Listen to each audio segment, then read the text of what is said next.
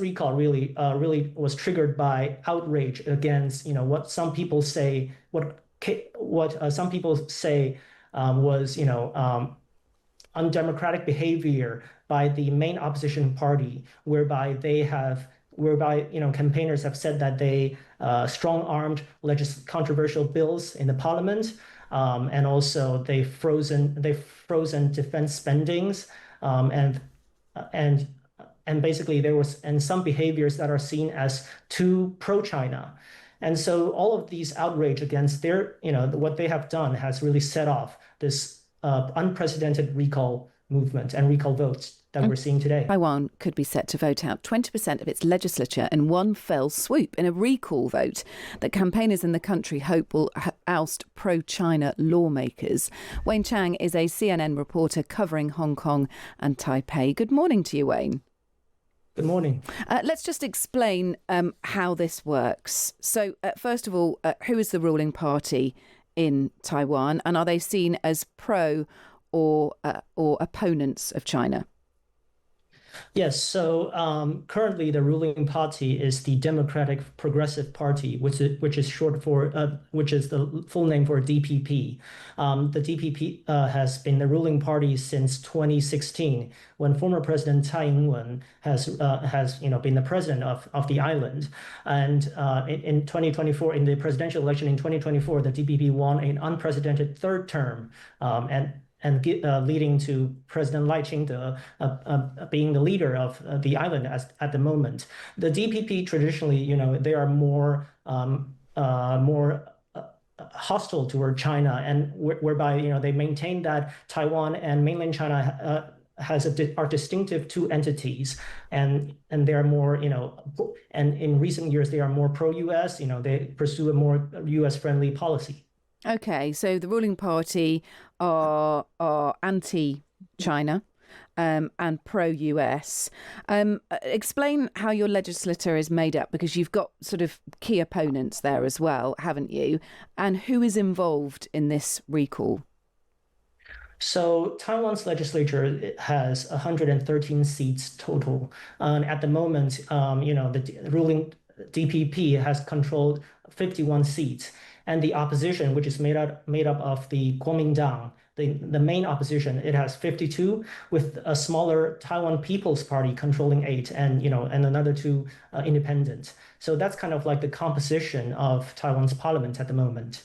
Okay, and tell us what the recall vote is. Why is it there? How does it work?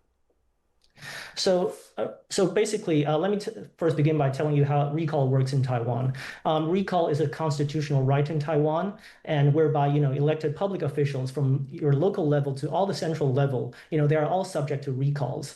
And in Taiwan, in order to set off a recall vote, it has to go through, campaigners have to gather enough petitions first in 2 rounds, reaching about 10% of registered voters.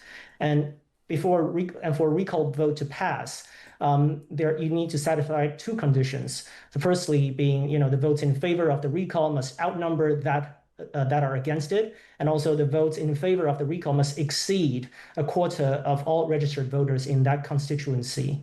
This recall really was triggered by outrage against, what some people say was, undemocratic behavior by the main opposition party, whereby campaigners have said that they strong-armed controversial bills in the parliament, and also they've frozen defense spendings, and basically there was some behaviors that are seen as too pro-China.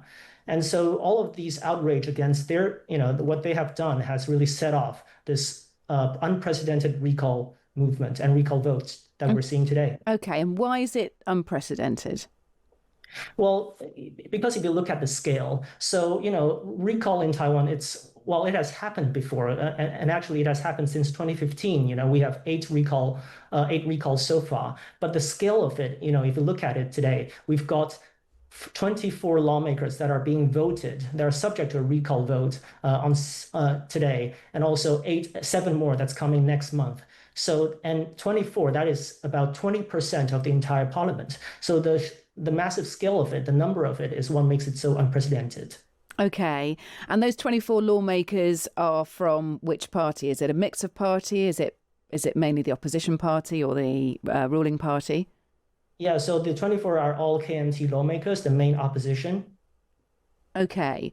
So that's interesting. And who gets involved in a recall vote? How do the mechanics of it work? So, it's basically all in a constituency, voters in that constituency can go and vote, right? And you've got voting stations set up all across the cities and counties where these lawmakers represent, where the lawmakers represent their constituency.